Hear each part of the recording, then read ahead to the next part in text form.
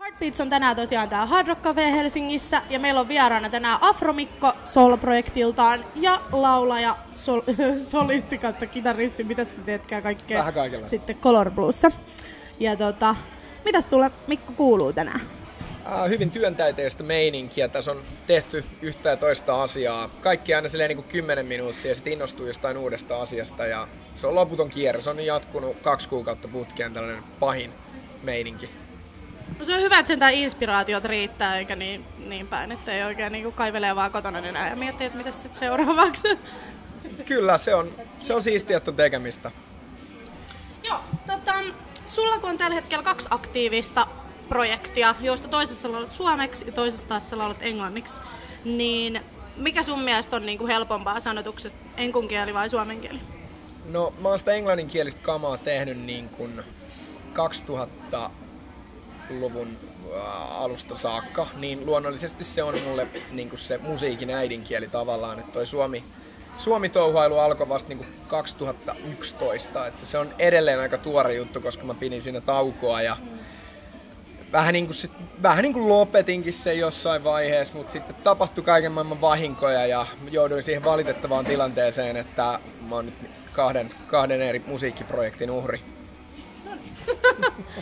Mites kun Afro-Mikolta tuli nyt tänä keväänä Oi Oi -biisi ja sit yhtäkkiä se nousi niin kuin ihan siis just Spotify-listojen kärkeä ja kaikkea ja sit Nelonenkin yhtäkkiä huomasi lössut ja pisti sun musiikit sit soimaan niiden mainokseen, niin miten tää kaikki niinku tapahtui? No se tapahtui hyvin nopeasti ja yllättäen, koska niin kun, eihän se biisi nyt oo ihan sitä, mitä siellä listoilla muuten jyrää hirveästi, että se on edelleen niin kun hyvin täynnä yllätyksiä tää homma, että kaikki tässä mitä on tapahtunut ja se oli vähän sellainen kepillä jäätä kokeilu koko biisi ja se nyt lähtikin tosi hyvin, niin eipä siinä. Silloinhan sitä kannattaa takoa. Mites sit löysikö niinku Nelonen sut jostain, ottis ne suhun yhteyttä, miten se kaikki niinku tapahtui? Siis ne oli vaan kuullut biisin ja ne fiilasi sitä sikakovaa.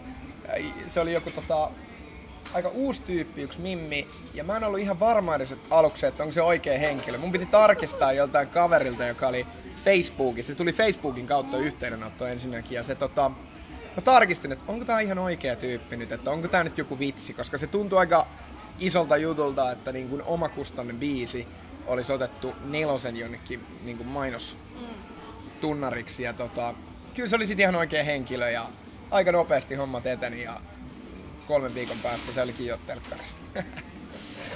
Ja sen jälkeen niinku oikeesti kaikki tietää. Siis tällä hetkellä kaikki muukin kaverit, niin kaikki on se, että joo, se on Afro-Mikko, joo, kyllä mä tiedän sen biisin. Tuolla joku tuulettelee tuolla noin. Niin, et niinku ihan mieletöntä on ollut nähdä toi niin sanottu kasvutarina tälleen näin lyhyessä ajassa. Tosiaan Color Bluelta tuli nyt uusi biisi I'm the War, ja te olette kuvannut siihen just kans musavideon, ja se olisi tällä viikolla tulos ulos, niin kerro vähän siitä prokkiksesta.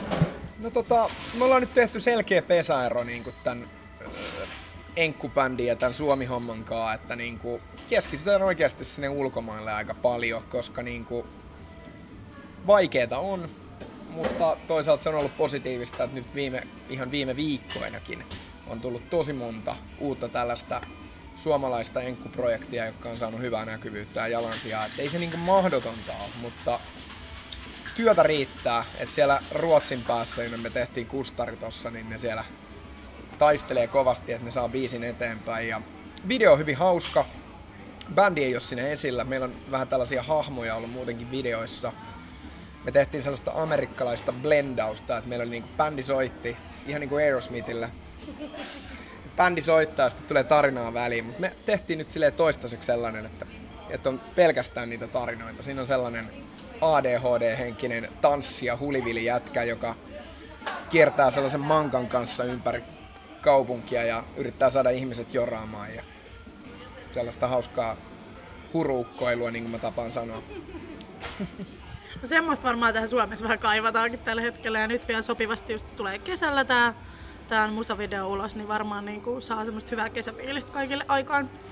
Joo, siitä toivotaan, että olisihan se ollut kiva saada toukokuun puolella jo, mutta tuossa on kaiken maailman säätöä ollut, että niinku saataisiin johonkin enskariselle videolle. Tässä on aika hauskoja viritelmiä, katsotaan onnistuuko ne.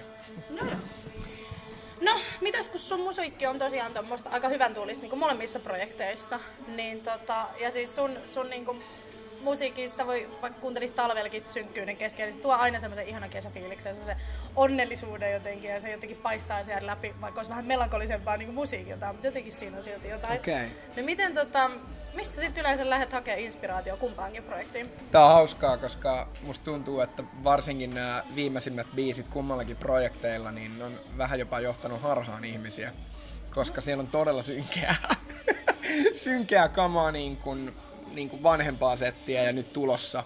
Että se ei ehkä nyt ole ihan niin aurinkosta täysin, että pitäisi nyt rakentaa varsinkin Afromikolla siltaa siihen, että pystyy tekemään vähän muutakin kuin sitä hassun hauskaa meininkiä. Ja inspiraatiot lähtee hyvin usein sellaisista jostakin surullisista muistoista ja ihmisten kurista jutuista ja näin. Mä ammennan tosi paljon sellaisesta alakulosta ja sellaisista. Musta tuntuu, että siellä on niinku Color Bluellakin varmaan 10 biisiä, jotka kaikki kertoo jostain saavuttamattoman rakkauden tuskasta. Et siinä sulle sitä piristävää kesäistä tunnelmaa. No joo, no ei sit mä en ole varmaan kuullut lyriikoit niin tarkkaan, mutta ainakin niinku musiikiltaan niin se on aika semmoista hyvän tuulista kyllä. Et ei se kyllä. Ei se masenna. Joo, mutta se on hyvä, jos se on niin, koska kuitenkin Suomi on sellainen murheellisten laulujen maa kuitenkin, niin ehkä se on vähän eri tavalla sitä melankoliaa sitten siinä. Niin. Se on ehkä vähän romanttisempaa. Niin. Mites sitten, miltä Afromikon ja Color Bloom kesäpläänit näyttää tällä hetkellä? EP:tä työstetään Afromikolla, tulee sellainen 4 biisin EP ja itse asiassa tulee uusi sinkku tässä viikon parin päästä.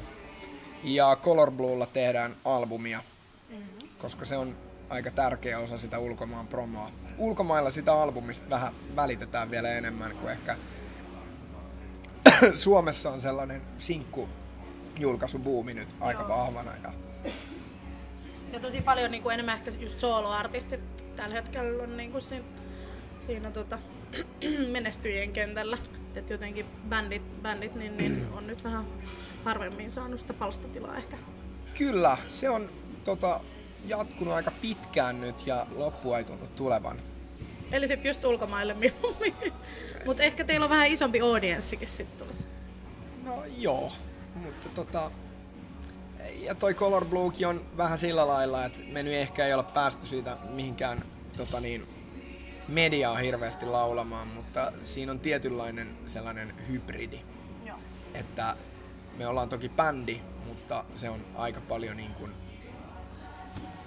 vähän samaan aikaan niin kuin soolohommaa, että se on mun varassa ne biisit ja tuottaminen ja tällainen aika paljon, että se on vähän sellainen sekoitus.